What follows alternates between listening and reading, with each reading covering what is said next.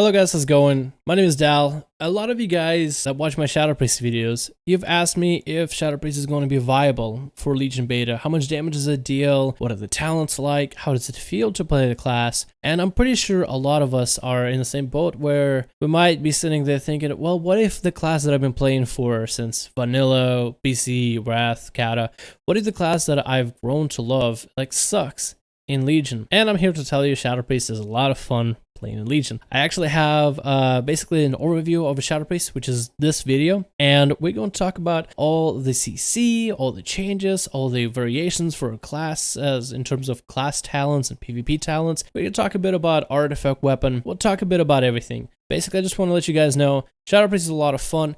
I'm having a blast playing it. At first, I didn't feel like it was the same spec, but it's like the base of Warlord's Regenerate Shadow Priest is definitely there, but that's really as far as it goes. From there on, it's its own entity, and I feel like it's actually better. Some of the things Shadow Priest has, in terms of CC, we have a silence, which is great, like blanket silence. We have a fear, and we have slows. We no longer have a horror effect. We can actually trade the fear for a stun, which works as an AoE stun.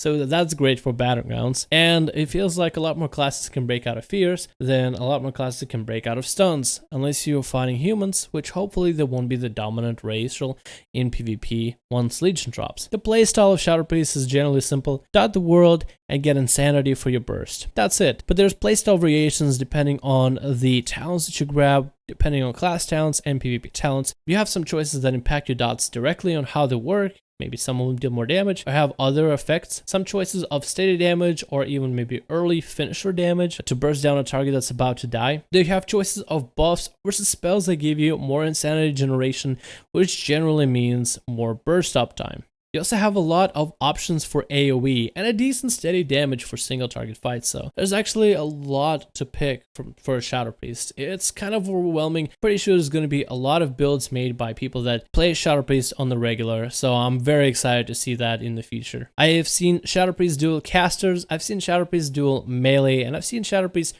win thanks to the insanity mechanic and void form. This shows us that Shadow Priest can potentially be stronger for PvP, in group, and especially in solo play, which is a whole nother ball game than what we got in Warlord's Regenerate, where Shadow Priest basically would die to any melee. Imagine as a Shadow Priest facing against a feral, even a rogue, a warrior, even though squishy, they're still stronger than you, and even DKs. I think DKs were probably the worst, because if you face against them in a 1v1, you're lost, you're done. And imagine that trying to top damage charts, and a rogue just keeps bursting you down in battlegrounds. Now, how annoying is that? And it seems like Shadow Priest can handle itself just fine on the Legion beta. But it's not like it's easy to play Shadow Priest to be able to 1v1 somebody, so a lot of time and a lot of practice will need to be put into the spec. And I feel like players that have been playing Shadow Priest for a while are just gonna feel rewarded for all the skills and commitment they've had to the spec thus far. Some of the recent changes that have happened to Shadow Priest is you burst using a castable spell. The spell will deal damage to all of your dotted enemies for shadow damage, and it'll throw you into a void form. I'm not sure why this change was done, but I can see some advantages and definitely disadvantages with this change. Someone can stop you from bursting when they interrupt you, but they don't stop you burst, because you can actually get somebody, like a melee, to kick your burst early just so you don't get kicked while you have burst available. So I think that mechanic can actually be advantageous to PvP players, so it'll have to force the other enemy player to think a little bit more about, hey, is that the spell that I want to kick, or do I want to kick a spell afterwards? That's a nice new change. At first I didn't like the insanity mechanic for Shadow Priest, but then I thought it's kind of fun, because insanity leads to void form, and void form is where your burst is at. So once you reach maximum insanity, or whatever the amount needed, because you can grab a talent to make it 70 rather than 100, once you reach the insanity needed, you go into void form. During void form, you deal 20% increased damage, you can refresh your dots, you have access to your artifact weapon, and you also build up haste the longer you are in void form. Whatever amount of haste you build up while in void form actually gets to stay with you as a remnant for a little bit. So you can continue bursting or sustain damage in your targets, but you'll have a little bit extra haste in order to help you do the job. For the most part, I actually enjoy void form as a mechanic for burst. I think void form allows Shadow Priest to burst a lot more often. It doesn't last quite as long as double DP drops, but at least it allows us to be at least more consistent and burst a lot more often compared to some of the other classes, instead of being a constant ramp up class. Your artifact weapon is pretty straightforward. You basically use it while in void form. Because void form drains your insanity while you're bursting, you would use your artifact weapon to stall the drain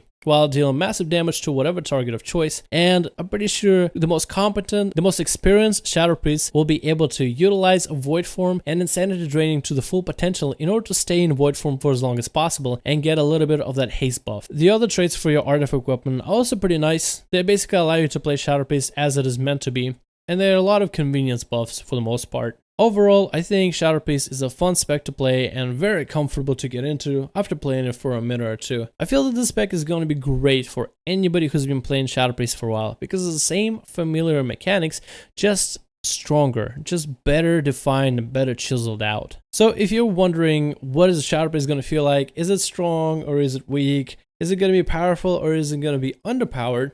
Well, hopefully this gives you somewhat of an answer. Shadow Priests are a lot of fun. I'm definitely having a blast playing mine right now, and I want to continue playing it. There's a lot more talents and a lot more builds that I can experiment with, and I'll probably make more videos on those. But I just wanted to let you guys know I'm having a lot of fun, and if you're planning on playing a Shadow Priest, then hopefully you guys will enjoy this video, and hopefully this will reassure you that yes, go ahead and play the Shadow Priest. Get used to it, get ready for Beta and Legion, because it's a blast. Hopefully you guys enjoy this video. My name is Dalrin. Hopefully everybody's excited to play some Shadow Priest in the future. Let me know what other class you would want me to cover, and if I play that class, or if I have even remote interest in playing that class, then I'll definitely take a look at it. Thank you guys so much for watching this video, and I'll see you guys in the next one.